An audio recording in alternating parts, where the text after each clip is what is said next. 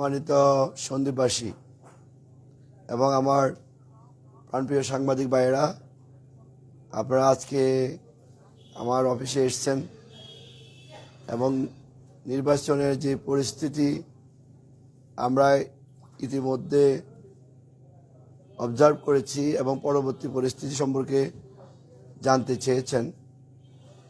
Overall পরিস্থিতি যদি আমি বলি, সন্দ্বীপের নির্বাচনী পরিস্থিতি টুকটাক দু একটি অনাকাঙ্ক্ষিত ঘটনা ঘটে যাওয়া ছাড়া পরিস্থিতি এখনও ভালো আছে বলে সেটি আমি মন্তব্য করতে রাজি আছি। কিন্তু তার মাঝেও আমাদের বিভিন্ন এজেন্টদেরকে বিভিন্ন কেন্দ্রে আমরা যখন এজেন্ট নিয়োগ দিয়েছি, আমাদের এজেন্টগুলো বিভিন্ন প্রান্ত থেকে হুমকি ধমকি পাচ্ছে যে যেন তারা এজেন্টের দায়িত্ব পালন থেকে বিরত থাকে, হাত পাকার। তো এটা আমার কাছে ভালো লাগেনি, কারণ আমরা এসব হুমকি ধমকির বিরুদ্ধেই আমরা আন্দোলন সংগ্রাম করে আজকে জাতি একটি ভালো নির্বাচনের প্রত্যাশা নিয়ে এগোচ্ছে।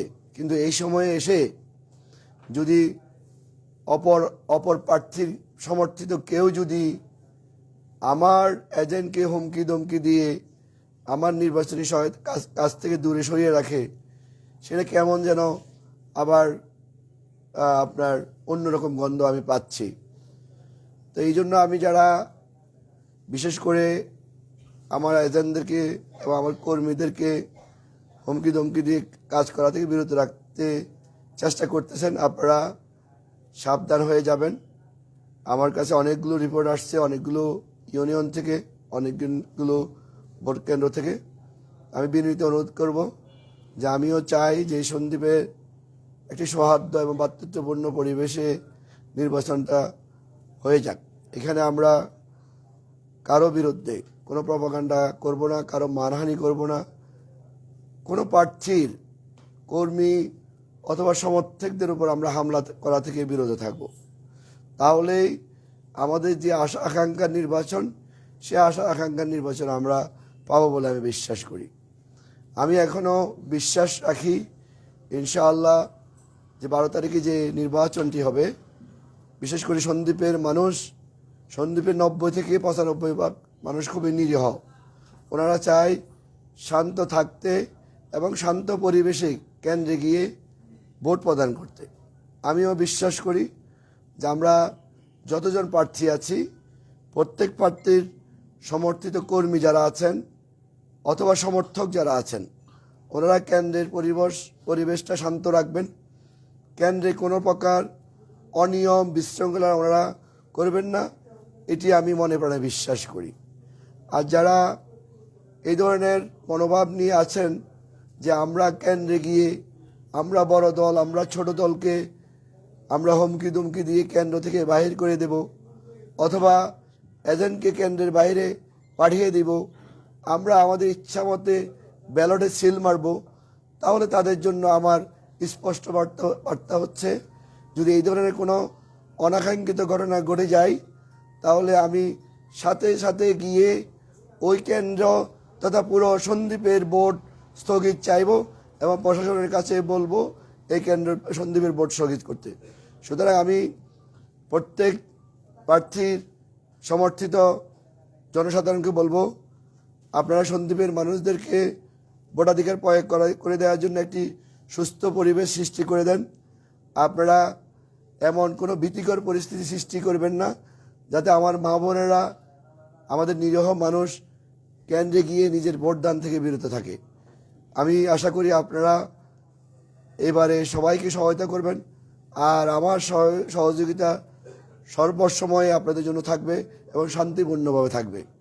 আমি আশা করছি সন্দ্বীপের মানুষ এবার উৎসবমুখর পরিবেশে ভোট দিবে। ইনশাআল্লাহ কেন্দ্রে কোনো অপ্রীতিকর ঘটনা, কোনো উচ্ছৃঙ্খলতা এবং বিশৃঙ্খলতা ঘটবে না। আর যদি ঘটে সেটা তো আমি বললাম যে ইনশাআল্লাহ আমি এসব বিষয়ে জিরো টলারেন্স হব। আপনাদের কোনো প্রশ্ন থাকবে আছে কি না আমাকে বলতে পারেন।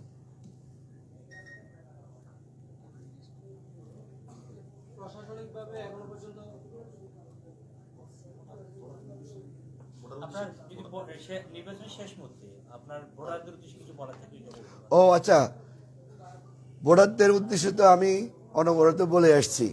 আজকে যেহেতু আমরা সারাদিন প্রচারণার বাইরে ছিলাম, যেহেতু এটা আচরণবিধির বহির্ভূত, তারপরও সাংবাদিকতা যেহেতু আসছে, ইনডোরে একটা কথা বলাই যায় যে সন্দ্বীপবাসীর বিভিন্ন প্রান্তে, উত্তর দক্ষিণ পূর্ব পশ্চিম সর্বক্ষণে 5 বছরের শিশু থেকে শুরু করে সেই বৃদ্ধা 70 বছরের বৃদ্ধা পর্যন্ত সবাই আলহামদুলিল্লাহ আমাকে জেনেছে, শুনেছে, আমাকে ভালোবাসা দিয়েছে।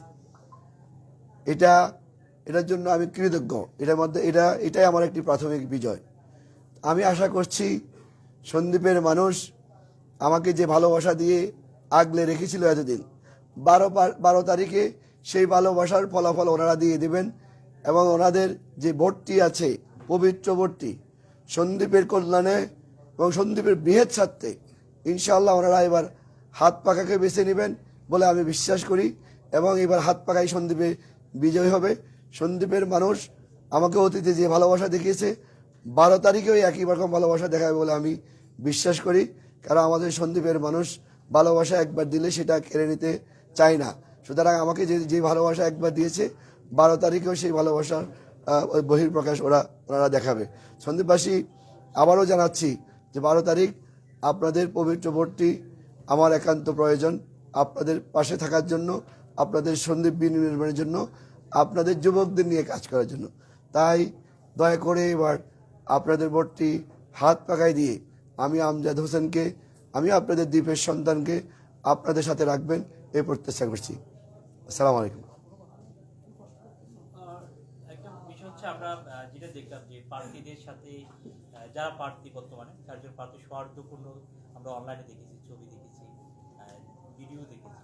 এই যে আপনাদের যে সৌহার্দ্যপূর্ণ যে সম্পর্কে যে প্রেমটা অলরেডি অনলাইনে একটু ভাইরাল হচ্ছে, আপনাদের পরিকল্পনা আপনারা একজন আরেকজনকে কিসের কোনো প্রতিশ্রুতি দিলেন কিনা?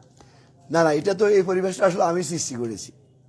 এটা তো আমি প্রার্থীদের কাছে দাঁড়ে গিয়ে ওনাদের সাথে কথা বলেছি এবং প্রার্থীদেরকে বলেছি যে আমরা এবার আর কোনো হানাহানি চাই না। আমরা চাই আমরা সবাই একে অপরের ভাই।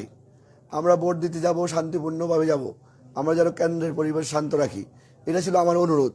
আমি মোস্তফা কামাল পাশা সাহেবের সাথে দেখা করে, ওনার বাড়িতে গিয়ে দেখা করে এই কথাগুলো বলেছি।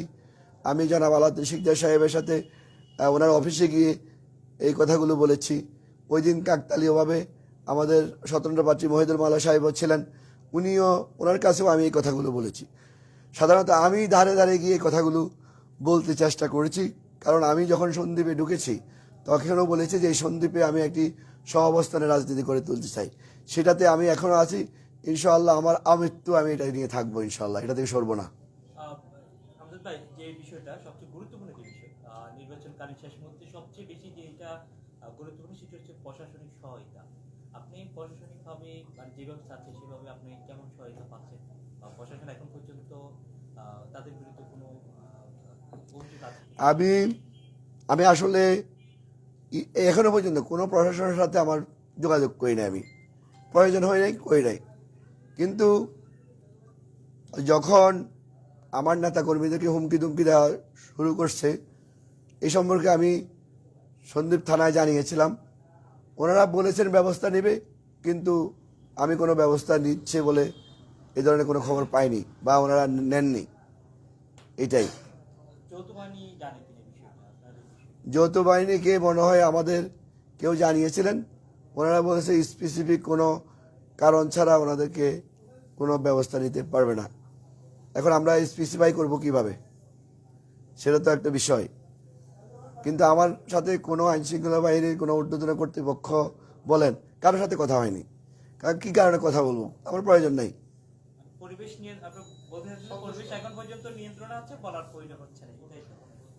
পরিবেশ নিয়ন্ত্রণে আছে, কিন্তু ভাই আজকের পর্যন্ত নিয়ন্ত্রণ থাকা এটাকে নিয়ন্ত্রণ বলা যাবে না।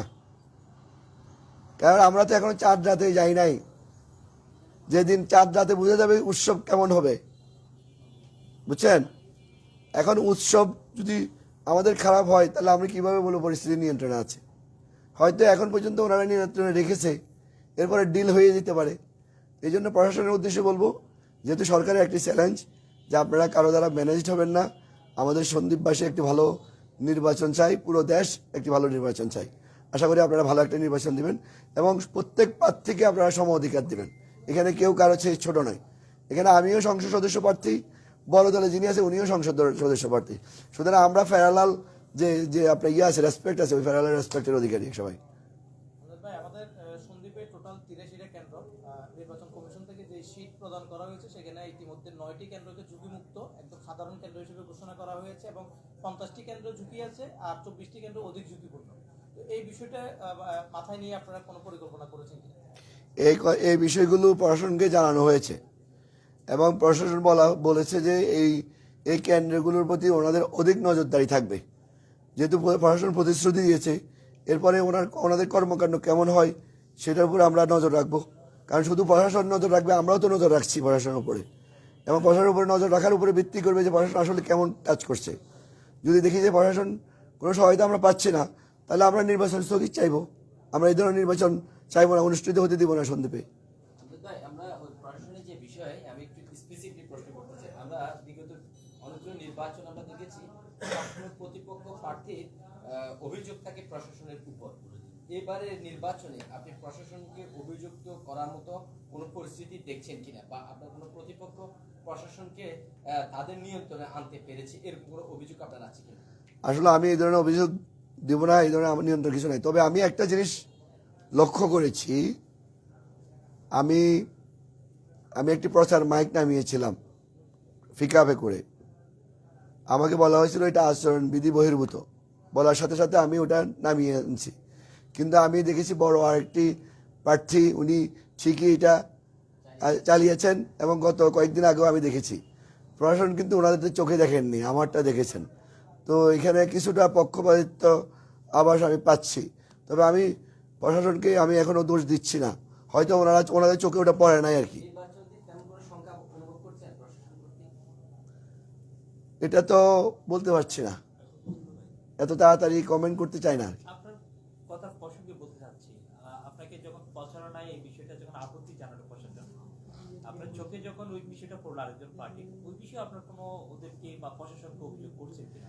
প্রশাসনকে অভিযোগ করা হলো কিনা? প্রশাসন যখন আমাকে বলেছে আপনার মাইক এটা আচরণবিধি বহির্ভূত, আমি বলেছি অন্য দলও তো নামিয়েছে। প্রশাসন আমাকে বলেছে যে অন্য দলটাকে ওনারা পালন করেছে এবং ওরা সরিয়ে নিয়েছে।